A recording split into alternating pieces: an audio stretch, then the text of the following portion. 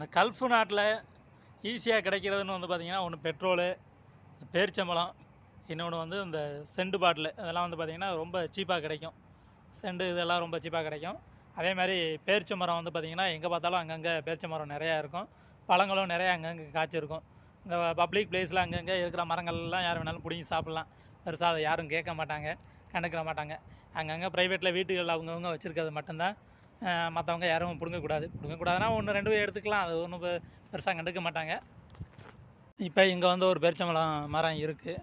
பாருங்கள், இதில் கிளைகள்லாம் எப்படி இருக்குது, பழங்கள்லாம் எப்படி இருக்குன்ட்டு. எவ்வளோ பெரிய மரம். இதில் வந்து பாருங்கள், ஏதாச்சும் பழம் பழுத்துருக்கா. மரத்தில் ஏற வேண்டிய அவசியம்லாம் இல்லை. நாங்கள் அந்த மாதிரி இருக்குது. இது வந்து பார்த்திங்கன்னா அரக்காயின்னு சொல்லுவாங்க.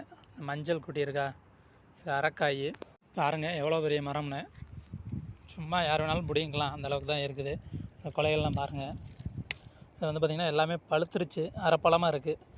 ஆமாம், ஃபுல்லாக பழமாச்சுன்னா ப்ரௌன் கலரில் வரும். நம்ம ஊரில் மாதிரி நல்லா பிளாக் நிறத்தில் இருக்காது, ப்ரௌன் நிறத்தில் இருக்கும். ஸோ அது ப்ரௌன் நிறத்தில் வந்துச்சுன்னா நல்லா பழுத்துருச்சுன்னு அர்த்தம்.